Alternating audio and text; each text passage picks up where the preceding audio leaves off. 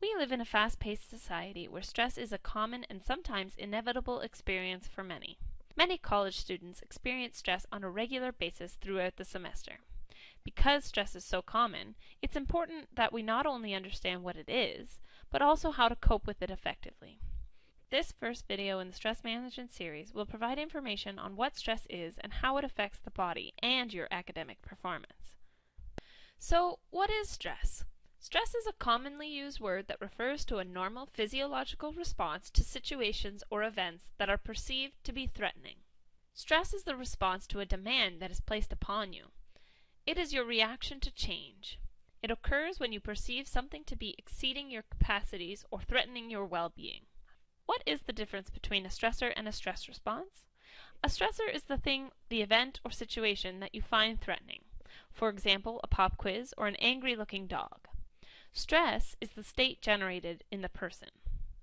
A stress response is the physical response from the person to the situation. A pop quiz is the stressor that causes Jimmy to go into a state of panic, his stress response. And this response makes it difficult for Jimmy to think clearly, which will then affect his grade on the pop quiz. Basically, stress is our body's built-in alarm system. When you sense danger, real or imagined, your body's alarm system goes off. This is known as the stress response, or the fight or flight response.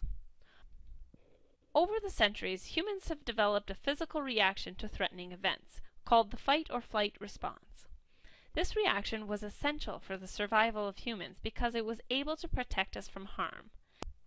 Imagine a man hundreds of years ago who suddenly finds himself confronted with a saber-toothed tiger. Automatically, a series of physiological processes occur to prepare him to take immediate action in dealing with the threat. This response makes him stronger, faster, and ready to either fight the tiger or run away as fast as he can. His breathing and heart rate increases, allowing more oxygen to reach his muscles, brains, and lungs. Also, non-essential systems, like his digestive system, slow down so that all of his body's energy is being spent dealing with a threatening event. This automatic, hardwired response is remarkable and potentially life-saving, especially when confronted with a physical threat like a saber-toothed tiger. In today's day and age, our bodies have the same automatic response to threatening situations. While we aren't likely to encounter any saber-toothed tigers, this response is still very useful if you have to escape from a burning building or quickly get out of the way of a speeding bus. Unfortunately, this reaction is not so helpful when the threatening event is an exam or an oral presentation, both examples of more modern stressors.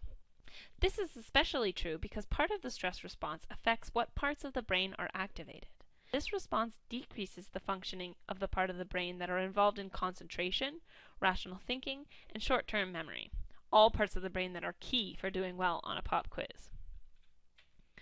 Oftentimes, the stress in today's world is not a one-time occurrence. It's something that we experience chronically. As a student, the whole school year can be filled with stressful situations, from pop quizzes, presentations, to final exams. So our bodies are in a constant state of alarm. When this occurs, some of our organs don't return to a normal, relaxed state, which can affect our sleep, concentration, and mood.